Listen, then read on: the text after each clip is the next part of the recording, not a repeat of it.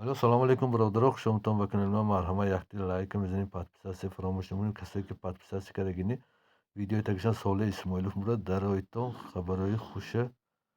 البته هر روز ببینتون هم تاگی ویدیو اند ساله اسماعیلوف زی کنتون که پادپیساسی مراد پادپیساسی زی کنتون. برادرها، یک حولی فروشی در 14 میکر رایون 600 سویتاش آمدگی همسایه محله کشته آمدگی. турбован оббашпе гита омадагӣ тайёр ҷӯҳӣ ва кофта омада турбова об бурориба тайёр. Документаш якум даст бародаро қарори шаҳраш вешай хета хоначишай блоки болоши поштагине.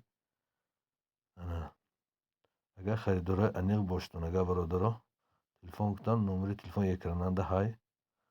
Нархаш 130,000 сомон бо арзон мешавад бародаро. برای همین یک دیل لایک میزنیم، پادپیساسی فراموش نکنیم. 600 تقمانه یک در خانه چیشه بلاکی کرماندگی برای دکمنت کنیم.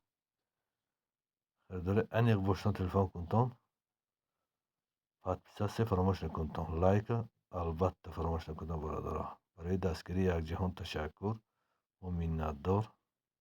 14 میکرایان دویم کوچه برادرها، ریلس به نزدیک برادر جانا. نه همسایه کشتم دیگه خیلی انمی حوله 600 رحمت برادرها.